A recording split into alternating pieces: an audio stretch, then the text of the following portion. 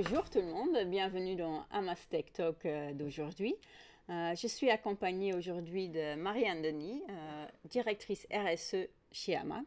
Je pense que vous pouvez déjà deviner le sujet d'aujourd'hui. Bienvenue Marianne. Merci, bonjour Esther. Bonjour.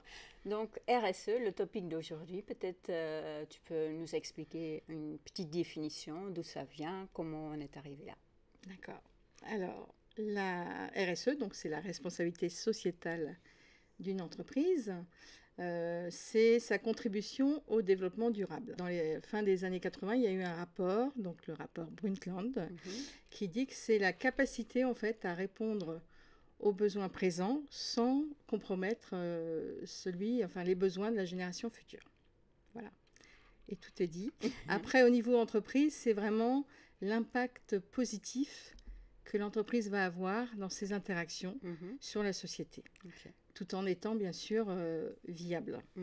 Et chez AMA, du coup, c'est quoi cet engagement? Alors, chez AMA, c'est un engagement, c'est une démarche qui a été initiée en fin 2020 par Christian Guillemot, notre président. Et quelle est la stratégie alors que tu as mis en place? Donc on a d'abord voulu fédérer, ça c'est important, hein, on parle de stratégie, la première des choses c'est de fédérer, alors fédérer en interne d'abord, donc avec ce comité de direction, c'est de définir notre raison d'être. Tout à fait. Donc voilà, tu t'en rappelles, on a consacré tout un comité de direction sur ce sujet. Il y a dû avoir donc 6 comités de direction la première année dédiés complètement à la RSE. Le deuxième sujet, ça a été de choisir en fait les objectifs de développement durable auxquels on voulait contribuer. Donc c'est pas abstrait, c'était vraiment du concret.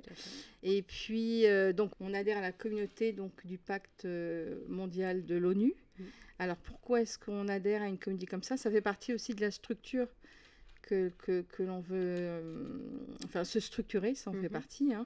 Le pacte mondial de l'ONU, c'est quoi? C'est surtout ces 10 principes qui s'articulent autour du respect des droits de l'homme, du respect des lois du travail, des conditions des relations dans le travail, donc c'est important pour une entreprise.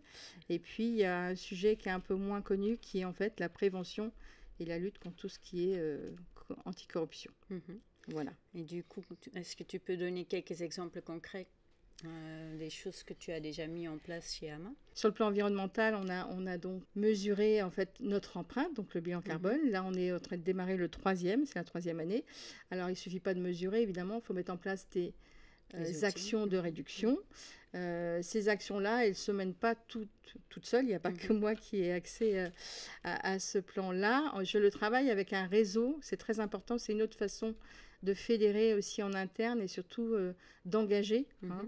Donc, je m'appuie sur un réseau de volontaires, que ce soit France ou filiale. Donc, j'ai des amanotes qui sont avec moi pour construire. Donc, on a des sessions, actuellement ce sont des sessions mensuelles, et il y a des sujets. Donc, quand on termine un bilan carbone, la première des choses que l'on fait, c'est qu'on étudie les postes et on voit ce qu'on peut mettre en place donc, pour réduire. Mesurer, c'est aussi, par exemple, les émissions évitées qu'on vient de mesurer par rapport à l'usage d'expertise chez nos clients. Ça, c'est un cas très concret. On a remis donc 41 récompenses le mois dernier. Voilà. Qu'est-ce que je peux te dire d'autre? Ça, c'est sur le plan environnemental. Sur le plan social, disons qu'il y a un gros axe sur tout ce qui est bien-être au travail. Donc, c'est vrai que là, on travaille par contre main dans la main avec les RH. Hein. Donc, il y a eu...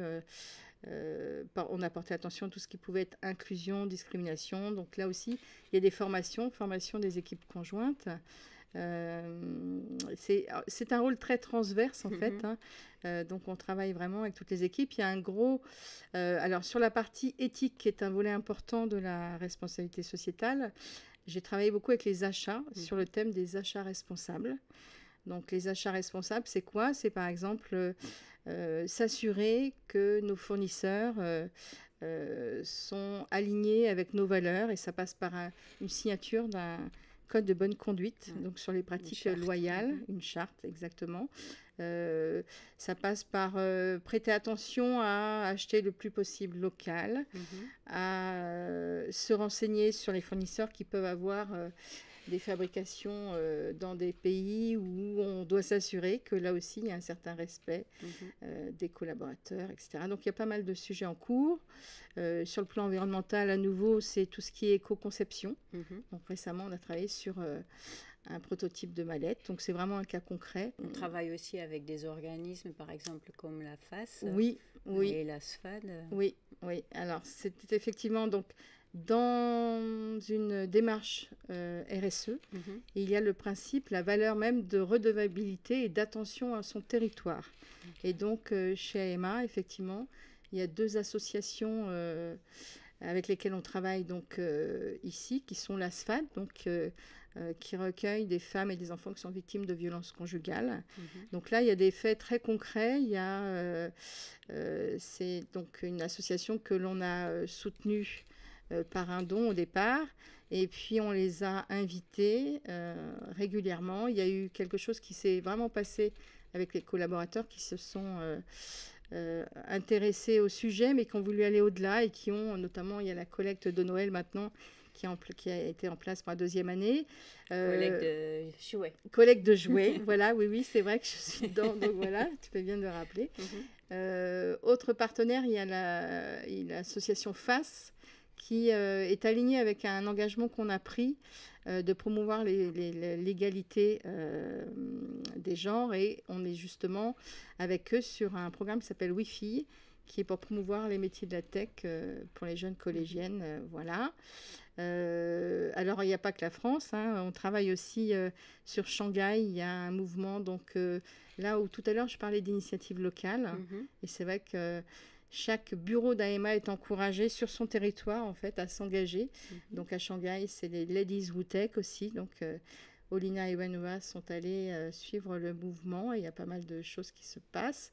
En Allemagne, il y a eu, alors là c'est suite à un drame en fait qui est survenu. C'est vrai qu'il y a eu des inondations, le territoire a beaucoup souffert, et ils ont souhaité en fait participer. Ils sont allés, toute l'équipe, replanter des arbres sur les zones, alors quand ça a été possible après, évidemment. Donc voilà, ça c'est des exemples d'actions très concrets. Voilà.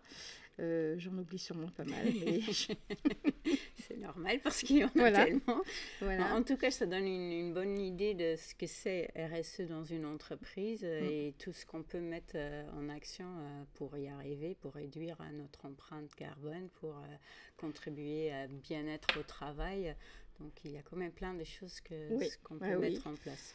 Et puis, sensibiliser beaucoup. La semaine prochaine, il y aura un Digital Cleanup. Donc, sous forme de challenge, on va convier tous les amanotes, en fait, à pouvoir effacer, nettoyer. Alors, je regarde la caméra parce que Jean-Pascal est derrière et que j'espère que ça ne va pas être encore le vainqueur, parce que notre vainqueur de l'an dernier, voilà. D'accord. Mais voilà, c'est des actions au quotidien, donc, beaucoup de sensibilisation. Avec Digital Cleanup, tu veux dire qu'on va nettoyer en fait nos emails pour réduire... Oui, on va réduire notre empreinte numérique, parce que c'est vrai que le numérique responsable, c'est important, d'autant plus dans une boîte de la tech. Donc voilà, tout à fait. C'est un sujet. Okay. Bon. En tout cas, moi, j'ai appris pas mal de choses. J'étais déjà pas mal au courant aussi, mais j'espère que vous, à la maison, vous avez bien aimé aussi apprendre comment, dans une entreprise, on met en place une stratégie de RSE, des actions concrètes qui permettent d'améliorer le quotidien de tout le monde. Donc, merci pour avoir regardé notre petite émission. Merci, Marianne, pour ta contribution. Merci, Esther, pour l'attention. Merci beaucoup. Et à la prochaine.